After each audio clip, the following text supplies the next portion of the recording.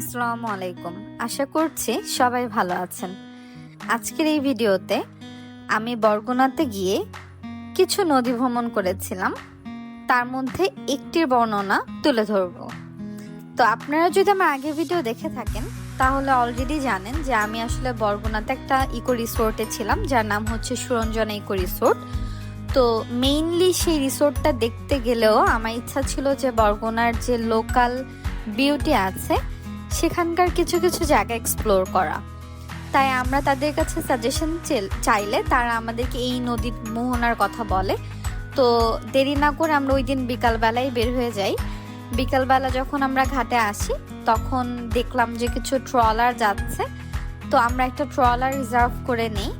আমাদের সাথে রিসোর্ট থেকে একজন ভাইয়া এসেছিলেন, যিনি লোকাল হওয়ার কারণে এই ট্রলারটাকে রিজার্ভ করে দেন খুব ইজিলি। তো এখানে আসার জন্য আমাদের টোটাল খরচ হয়েছিল 1080 টাকা, কারণ রিসোর্ট থেকে আমরা যখন ঘাটে আসছিলাম তখন সেখানে নিয়েছিল 80 টাকা, কারণ বড় রিক্সা করে এসেছি। আর এরপরে ট্রলার আমাদেরকে 1 ঘন্টা ঘুরিয়েছে এবং 1 ঘন্টা ঘোরানোর জন্য 1000 টাকা রেখেছে। নর্মালি তারা 1000 থেকে 1500 টাকা চার্জ করে। তো ভাইয়া যেহেতু লোকাল তাই উনি 1000 টাকার মধ্যে আসলে এটা রিজার্ভ করতে পেরেছিলেন। আপনারা আসলে হয়তো একটু আপনাদেরকে নেগোশিয়েট করে নিতে হবে।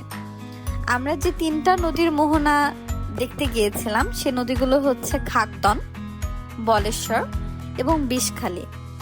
এবং যখন আপনি এই নদীটা ভ্রমণ করবেন তখন দেখতে পারবেন যে দূর থেকে এখানে যে 3টা নদী মিক্সড হয়েছে সেটা আপনি বুঝতে পারবেন, কারণ নদীর পানির যে কালারটা সেটা স্লাইটলি চেঞ্জ হয়ে গেছে বিভিন্ন জায়গায়। তার মানে একদিক থেকে যখন আপনি বিষখালীটা দেখবেন তখন দেখবেন যে এটা হালকা ব্লু কালার, এবং অন্যদিকে তাকালে যে মোহনাটা আছে ওই পাশটা দেখলে আপনার কাছে মনে হবে যে পানির রং সাদা। ওই দিন যখন আমরা নদী ভ্রমণ করছিলাম তখন আমাদের সবার মাথা একদমই ফ্রেশ হয়ে গিয়েছে, কারণ আবহাওয়া অনেক সুন্দর ছিল।